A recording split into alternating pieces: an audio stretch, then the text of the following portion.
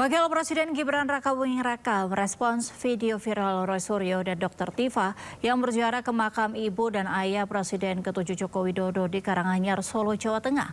Gibran menegaskan makam keluarganya boleh dikunjungi siapapun yang ingin memberikan doa.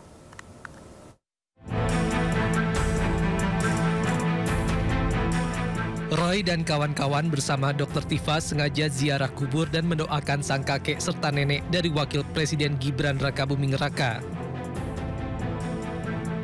Terkait hal ini, Gibran menyampaikan, atas nama pribadi dan keluarga, saya mengucapkan terima kasih atas perhatian Pak Roy Suryo dan Ibu Dr. Tifa yang sudah sengaja datang melakukan ziarah kubur dan mendoakan kakek nenek kami tercinta yang telah tiada.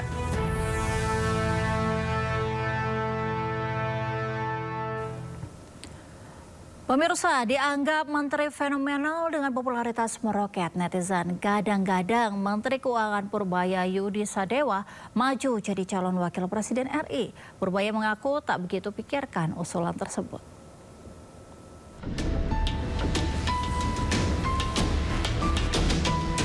Sejak pertama kali duduk sebagai Menteri Keuangan RI, Purbaya Yudi Sadewa tak henti menjadi perhatian publik dan telah membuat berbagai gebrakan kebijakan. Bahkan hal tersebut membuat popularitas Purbaya melesat.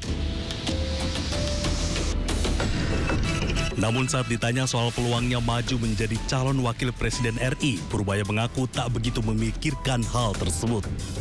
Purbaya menilai masa kerjanya yang baru sebulan terlalu singkat sehingga belum sampai menyelesaikan berbagai persoalan ekonomi secara menyeluruh karena masih di tahap awal. Baru juga sebulan kerja gila loh. Tapi dapat antusiasme dari warga gini Pak, dari netizen juga. Kalau ekonomi bagus ya itu begitu turun lagi. Ekonomi kan naik turun, jadi jangan cepet-cepet. Dan gua nggak mikirin juga apa jam. Belum kali ya Pak ya? Belum. Nggak mikir sama sekali. Kerja juga belum. Ini kan baru cuma di permukaan aja. Yang di bawahnya belum kita sisir betulan. Sebelumnya, 8 Oktober 2025, genap sebulan Purbaya Yudi Sadewa menjabat sebagai Menteri Keuangan RI menggantikan Sri Mulyani. Ia resmi dilantik Presiden Prabowo sebagai Menteri Keuangan sejak 8 September 2025 lalu. Tim Liputan iNews melaporkan.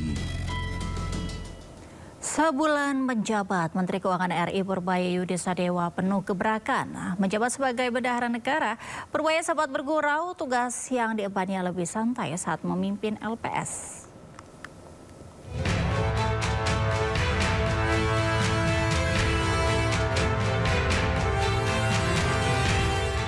Sejak pertama kali duduk sebagai Menteri Keuangan RI, Purbaya Yudi Sadewa tak henti menjadi perhatian publik dan telah membuat berbagai gebrakan kebijakan. Salah satu gebrakan paling fenomenal adalah mengucurkan dana 200 triliun rupiah ke 5 bank yang tergabung dalam himpunan bank milik negara. Tak hanya itu, akibat salah satu rencana kebijakannya memotong anggaran transfer ke daerah dalam APBN 2026, Purbaya sempat digeruduk 18 gubernur se-Indonesia Selasa kemarin. Meski demikian, sejumlah gebrakan lain juga telah dibuat Menteri Keuangan Purbaya, di antaranya. Pertama, tidak menaikkan tarif cukai rokok pada 2026 untuk memulihkan industri tembakau yang mengalami tekanan bisnis 3 tahun terakhir. Kedua, bagi-bagi diskon pajak seperti insentif PPh 21 ditanggung pemerintah untuk pekerja di sektor padat karya dengan gaji 10 juta rupiah. Ketiga, perpanjang keringanan pajak 0,5% bagi UMKM hingga 2026. Keempat, perangi produk tekstil ilegal yang masuk ke Indonesia dari Cina yang telah menguasai 99% pasar busana seperti busana muslim. Kelima, kejar 200 penunggak pajak besar dengan total tagihan yang sudah ingkrah 50 hingga 60 triliun rupiah. Keenam, membuat kawasan khusus industri hasil tembakau untuk produsen rokok ilegal supaya mudah melegalkan usahanya. Sebulan menjadi Menteri Keuangan, Purbaya mengaku tidak bisa lagi bersantai karena jadwal kerja sebagai bendahara negara sangatlah padat. Ia pun sempat bergurau, tugasnya lebih santai saat memimpin lembaga penjamin simpanan pada 2020 hingga 7 September 2025. Penjamin itu nggak kerasa. Soalnya tuh jalan terus nggak berhenti-berhenti, capek juga ya. Kalau dibandingkan di LPS, enakan di LPS lebih santai. 8 Oktober 2025, genap sebulan, Purbaya Yudi Sadewa menjabat sebagai Menteri Keuangan RI menggantikan Sri Mulyani. Ia resmi dilantik Presiden Prabowo sebagai Menteri Keuangan sejak 8 September 2025 lalu. Tim Liputan iNews melaporkan. Nah, masih bersama kami di Sindosore. Pemirsa, sidang pra-peradilan mantan Mendikbud Nadiem Makarim kembali digelar di Pengadilan Negeri Jakarta Selatan.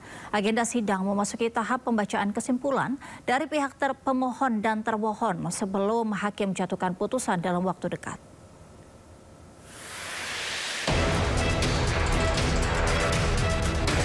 Sidang pra-peradilan mantan Menteri Pendidikan dan Kebudayaan Nadiem Makarim kembali digelar di Pengadilan Negeri Jakarta Selatan. Dalam sidang, kuasa hukum Nadiem, Hotman Paris, mempertanyakan dasar penetapan kliennya sebagai tersangka. Hotman menilai penyidik belum pernah menjelaskan pihak yang diduga diperkaya dalam kasus tersebut, termasuk nilai dan cara terjadinya dugaan perkayaan. Ia menegaskan selama proses penyidikan tidak ada aliran dana yang mengalir kepada Nadiem dan audit BPKP dalam rentang tahun 2020 hingga 2022 juga menyatakan pengadaan laptop Chromebook sesuai prosedur dan harga wajar. Hotman menilai penetapan tersangka terhadap Nadiem tidak berdasar dan hanya berdasarkan kesimpulan sepihak tanpa pembuktian jelas. Kalau ada kerugian negara, hitung-hitungannya mana? Hitung-hitungannya mana? Belum lagi audit resminya. Ini hitung-hitungannya pun nggak ada. Jaksa mengatakan buktinya diekspos. Ada memang berita acara ekspos, tapi hitung-hitungannya nggak ada. Masih ditulis akan dihitung. Jadi sudah ditetapkan tersangka, bahkan ditahan, belum tahu hitung-hitungannya ada.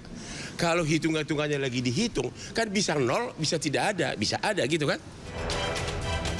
Sementara itu, penyidik Kejaksaan Agung selaku pihak termohon dalam sidang, Roy Riyadi, menegaskan penetapan tersangka terhadap Nadiem sudah sesuai dengan prosedur hukum.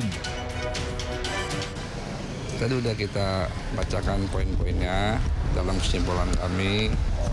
Pertama, bahwasanya penetapan tersangka atas pemohon itu sudah sesuai dengan peraturan dan prosedur.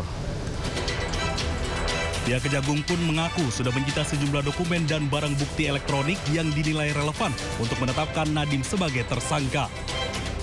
Dari Jakarta, Wenda Nura, Yudi Richard, iNews melaporkan. Sumber informasi, sumber inspirasi. Dari acara deklarasi tersaji lugas, tegas, dan berkelas. Hasil gelar perkara.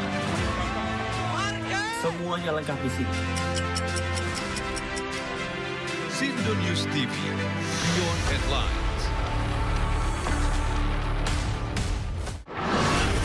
Program berita teraktual prime time Anda. Presiden Republik Indonesia tiba di Brussel, Belgia. Dugaan korupsi kuota haji. 1.000 rekening penerima bansos terindikasi judi online. Menggali banyak peristiwa dari beragam lokasi. Muhammad Riza Khalid jadi salah satu tersangka. Olah tempat kejadian perkara kasus tewasnya diplomat. Dapatkan informasi penting di